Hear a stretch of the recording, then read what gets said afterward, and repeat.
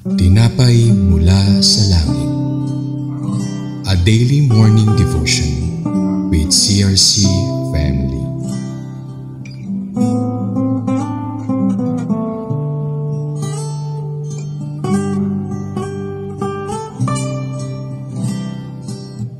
Magandang umaga po sa bawat isa. Ako po si Reverend Treasure Sales from CRC Calamba Daughter Church. Samahan niyo po kami sa ating programang Tinapay mula sa langit, ang pangaraw-araw nating debosyon sa salita ng Diyos. Pero bago po tayo magsimula, samahan niyo po ako sa isang maikling panalangin. Aming Diyos, mapagpala ka at dakila, samahan mo po kami sa umagang ito sa pamagitan ng Banal na Espiritu na patuloy na magbigay ng karunungan at pagkaunawa sa iyong mga salita.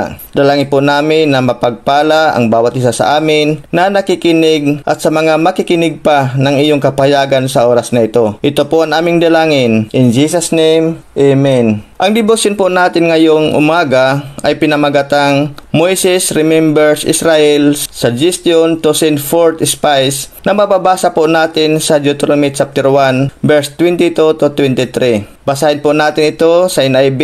Then all of you came to me and said, let us send men ahead to spy out the land for us and bring back a report about the road we are to take and the towns we will come to. The idea seemed good to me, so I selected 12 of you, one man from each tribe. Sa ating binasa, iminungkahi kay Moises ng mga tao na magpadala muna ng espiya sa Kanaan, lugar na ipinangako ng Diyos, kaya siya ay pumili ng 12 lalaki sa bawat angkan. Nung una, ikinatuwa ni Moises ang plano na ito na magpapadala ng espiya, ngunit ang bumalik ang 10 sa 12 espiya na may dalang balita na puno ng takot at kawala ng paniniwala. Ang bansa ay naniwala at tumanggi na magtiwala sa pangako ng Diyos at kunin ang Kanaan. Ang plano na ito ay minungkahi ng mga tao na inaprubahan ni Moises at sinangguni ang kahilingan sa Panginoon na sumang-ayon dito.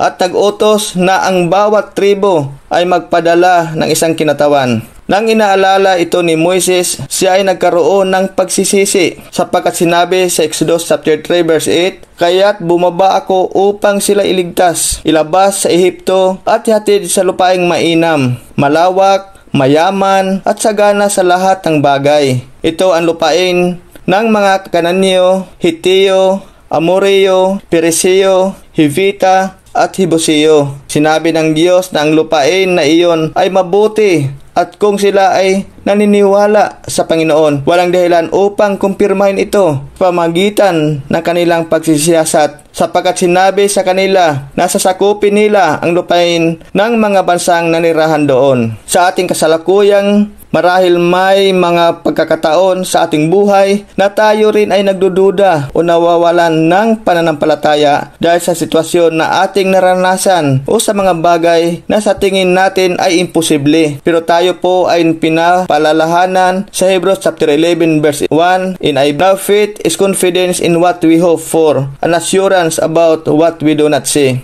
Kung may mga bagay na pinapagawa ang Diyos sa atin at di man natin alam kung ano ang magiging resulta nito, magpatuloy lang tayo na magtiwala at manampalataya sa Kanya sapagkat Siya ang nakakaalam at may kontrol sa lahat ng bagay. Walang rason upang pagdudahan natin ang kakayahan ng Diyos. Tunay na Siya ang makapangyarihan sa lahat. Sa ating konklusyon, sinabi sa Luke chapter 1 verse 37 MBB, sapagkat walang anumang bagay na hindi kayang gawin ng Diyos. Kayang-kaya ng Diyos na tayo ay pagpalain, pagalingin at gawing posible ang mga bagay na imposible sa ating paningin. Nais lang ng Diyos na tayo ay magtiwala sa Kanya ng buo at hindi parsyal. Tunay na nakakakamangha ang Kanyang mga plano sa ating mga buhay. Sa ating pong pagtatapos, tayo po ay manalangin. Muli Ama, sa aming pong pagtatapos, pagpalain mo po espiritually ang bawat isa sa amin. Pagpalain mo rin ang bansa namin at patuloy na ingatan mo po ang bansa namin sa iba't ibang banta ng kalamidad.